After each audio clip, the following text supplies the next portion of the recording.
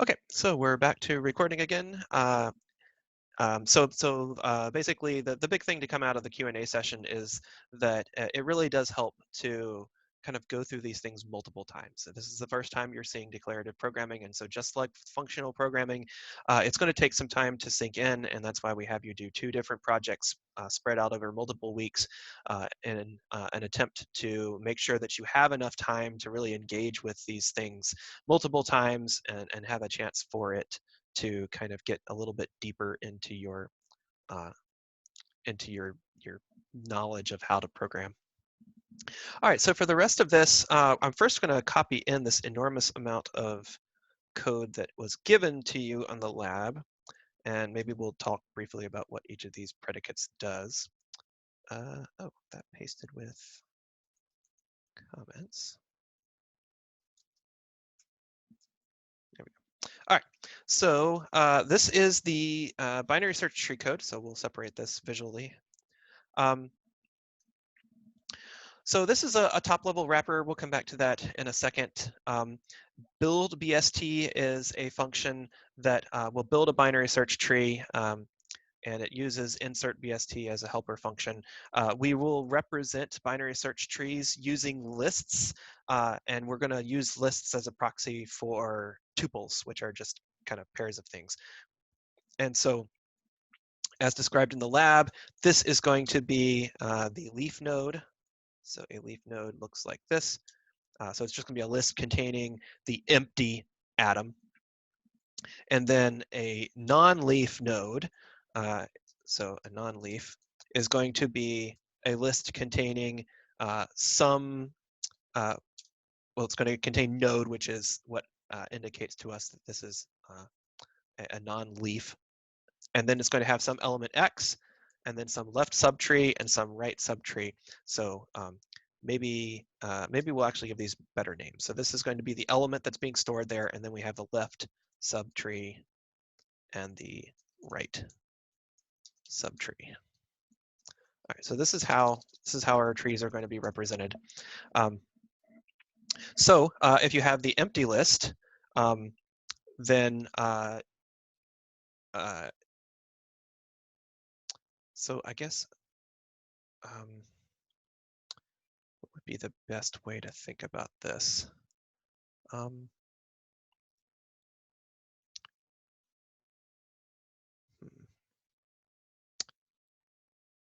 So for an empty subtree, so if we were trying to take a value v and insert it into a tree that doesn't contain anything, then the tree that we get as a result is just a single node. And that's probably the simplest definition to understand here is if we're taking some value v and we're trying to insert it into a tree that doesn't contain anything, then we don't really need to do any work. We just need to create a new node. If the tree already contains something, then we have to do a little bit more work because we have to think about whether or not we want to insert on the left side or on the right side, and we need to make sure that we reassemble the tree at the end with all of the correct components. So inserting a value v into a tree that already contains some element x and then a left and a right subtree is going to be this tree, and you'll notice that we haven't changed X or R, so we haven't changed the element at the root of the tree. What we've done is we have created a new list called LL, which is now our new left subtree. And so we need a definition for LL, and that's what we get here with this recursive definition. So we now have taken the value v and we've inserted it into the left subtree to get a new left subtree. And we do that whenever the value that we're trying to insert is less than or equal to x, which is the root of the tree. And so then we have a corresponding definition for the right-hand side, where we're inserting into the right-hand side the value v if v is greater than x. And then these two predicates just allow us to recurse on a list.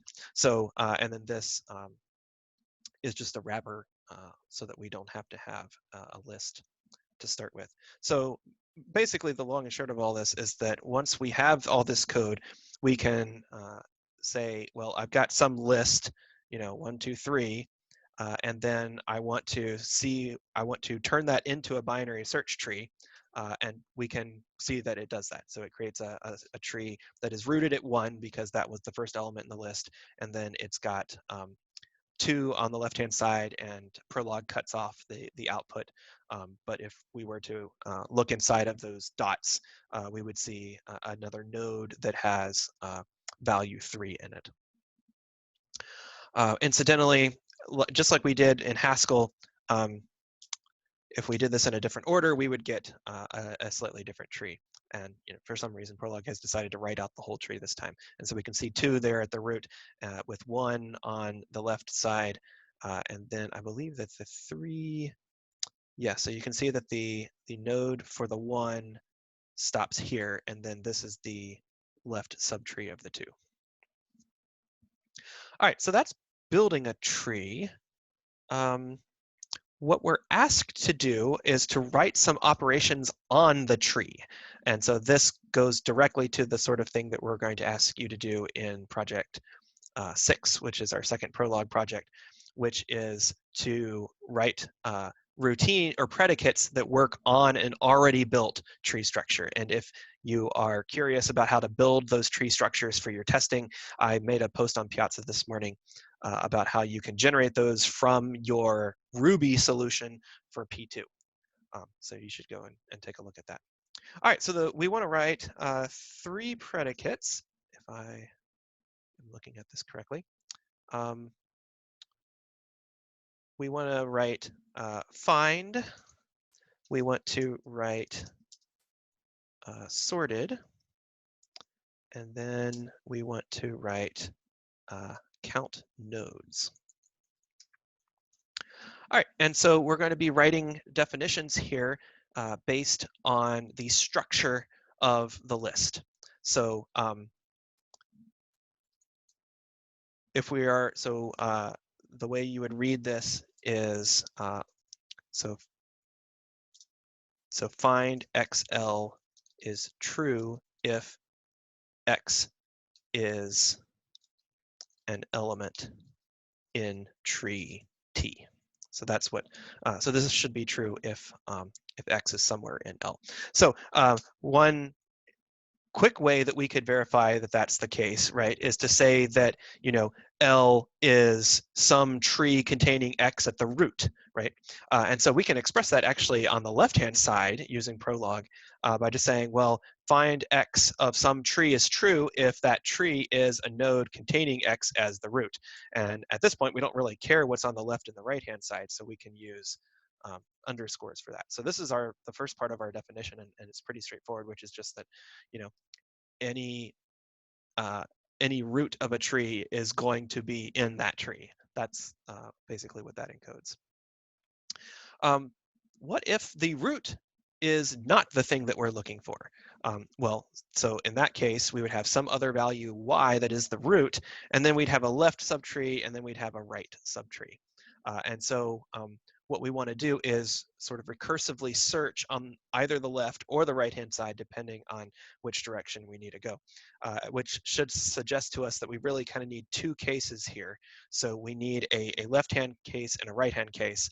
And so for the left-hand case, we don't care what's on the right-hand side, and for the right-hand case, we don't care what's on the left-hand side. So going down the left-hand side, this is what we would do, right, if X were less than or equal to Y. And then we would do this other case if X is greater than Y. And then we also need to do the recursive search. And so we would encode that using another call to find. So we would need to find X inside of that left-hand subtree. And then we would need to look on the right-hand side as well for the other case. So then the lab gives us some helper code here. So find BST was given in the lab, and it essentially just allows us to test this without having to build up the tree structure ourselves. So it calls that top level build and takes the list L, transforms it into a tree T, and then runs find to look for the element X inside of that tree. So it's really just kind of a helper function so that we don't have to build the tree ourselves. So that's kind of nice. And now we can say, find BST. So do we find a 3 inside of list 1, 2, 3? So this should be true. It is. We should also find a 1 inside of that list. We should not find a 4. And so that's false. Or, we could say, well, what elements do we find in this list? And it's going to give us one of those elements. And you'll notice that there is a cut operator here, and that's why it's only giving us 1. If we got rid of that cut operator, we should be able to run this, and it'll say, well, I found 1, and then, whoop, whoa. Okay, so that was unexpected, and I'm not quite sure what's going on there, but it's probably something about the ordering of the parameters. Prolog is a little bit finicky sometimes about the order in which things need to appear. But in any case, the predicate works in this case, right? We're able to verify that things that are in the list are in the list, and things that aren't in the list are not. Okay. Questions about that? Does that make sense? Again, the main thing here is that we're now writing predicates that describe properties of trees. And once you sort of understand how that works in a declarative way, then you'll be able to extend this to doing this on expression trees, which is what the project for this week is. Okay, so now we are going to have sorted. So again, our and notice here that we didn't write a case for the empty tree, and we didn't really need to because it's always going to nothing should be found in an empty tree, right? And so that's always going to be false no matter what you put in here. And then if we put an X, this may crash, or no, I'll just give it as false. It will say this is essentially saying we can't find any X where this is true. If we had wanted, I think we could have defined this explicitly. So for an empty tree, we could say that this is always going to fail. And I don't think we actually need that in there. And you'll notice that it's telling us that we don't actually need the X there, which is true. It doesn't matter what X is, it's not going to be in the empty list. And so now I think we'll still get the same result here. Yeah, so it's still going to tell us false, but now we've encoded it explicitly. Okay, so when thinking about the definition of sorted, so we want sorted, what are letters do we use? T and L. So this is going to be true if L is the sorted list of items from T. So our base case, again, is an empty list. So there are no elements in an empty tree. Sorry, not an empty list. So there are no elements in an empty tree. So that's our first statement. And then we need to handle the case where the tree is not empty. So in other words, there is some node, and that node is going to have value X, and then it's going to have a left and a right subtree. So what is the list here? So we need to form some list of numbers, S, and that list of numbers needs to basically needs to include X, and so this is a binary search tree, right? So it's going to need to include everything on the left-hand subtree, then X, and then everything on the right-hand subtree. And so let's do the recursive part first. So we want to go ahead and sort L and get another list of sorted things from L. So we can recursively say that we're going to sort L and we're going to get a list of items LS. We're going to do the same thing on the right-hand side, so sorted R, RS. So now we have two other lists that we can use in the definition. So the final thing that we want, right, is ls concatenated with x concatenated with rs. So this is what we want at the end. So we just need to express this using Prolog syntax. I wonder if at this point, I'm just thinking about maybe a more intuitive way of defining. Well, let's write down what I've got in my solution, and then then I may go off script and see if there's maybe a slightly more intuitive way of writing this. So what I did in the reference solution is I used the built-in append function. So we could have used the concatenate that we defined earlier, but basically we want to append ls and then the list containing x, right? So that's going to give us our first intermediate list. So in the reference solution, I just call this x1s, but we could do something like temp. So that's going to be a temporary list. And then we want to take that temporary list, which has all the left-hand items and then X, and we want it to go ahead and append that onto where we want to append RS onto that list. So we want to append temp and RS, and that is going to give us the list that we want to be the sorted list for the entire tree. So that's the definition. And again, we'll copy over the sorted BST definition from the lab. Let's put that in. So let's test this and make sure this works, and then I will be adventurous and try something slightly different in the hopes that it helps folks understand things. So, so we're going to build a list from, or we're going to build a tree from this list, and then we are going to, is that the right order? Yes, that is the right order. And so then we're going to ask it, well, what is the sorted list that we would get back out if we turn this into a tree, a binary search tree, and then use the properties of the binary search tree to pull out the sorted list. And so this gives us all the elements in sorted order. And we can test this with an empty list as well to make sure that our base case is working. But if the base case wasn't working, then the recursive case wouldn't have worked. So we probably should have tested this one first. All right, so the other thing that I wanted to try here is, can we define this without using these appends?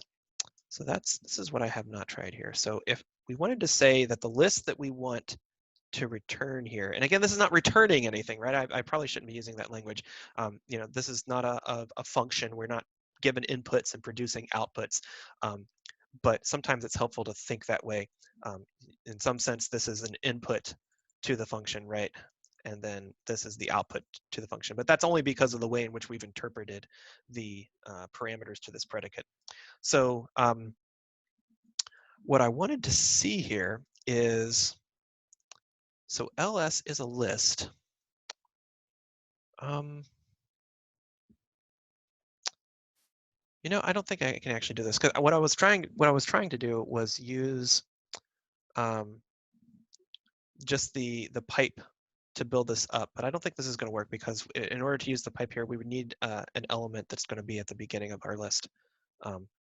And what we want at the beginning of our list is ls. So what I was wanting to do was something like this, which I don't think is going to work. So I mean, we can.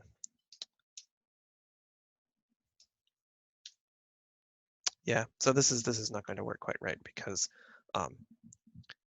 ls is itself a list, not a single element. So I think we do have to use the full definition, where we kind of tear things apart and get down to the lowest level.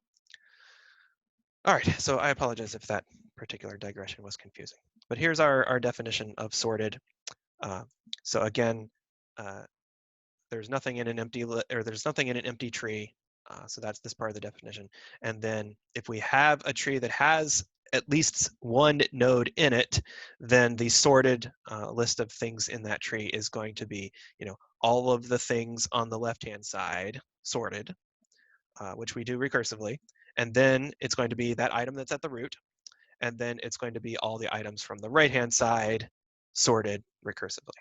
And that's what this definition encodes.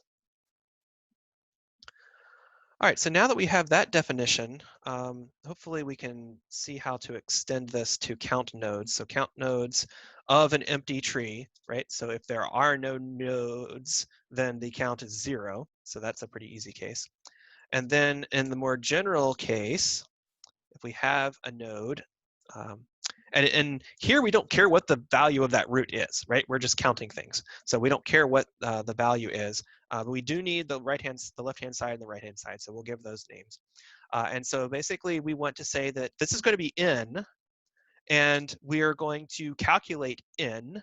So n is going to be 1 plus, and here's where we need to make a recursive definition. So we need to know the number of items on the left-hand side and the number of items on the right-hand side. So we need the number of items on the left-hand side, and then we need the number of items on the right-hand side. So this is the formula that we want to write, but we'll need to create some names for these things first.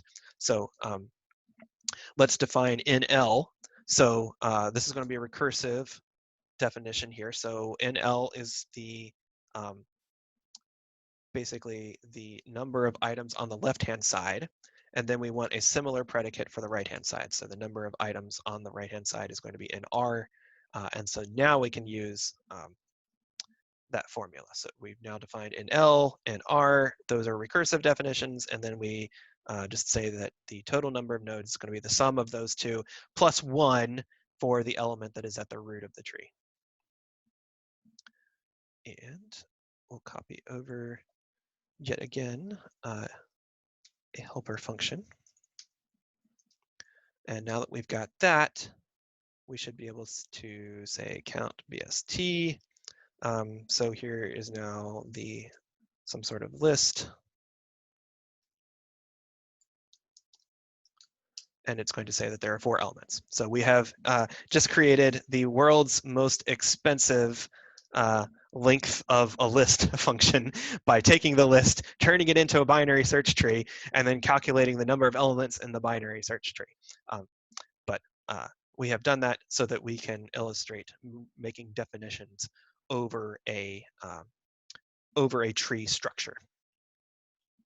So I'm going to go ahead and pause the recording again at this point and see if there are any questions. And then I know we've got a little bit of time left in office hours, and so we may come back and take a quick look at the project. But if so, it will be relatively brief. So that is the end of the lab solution recording.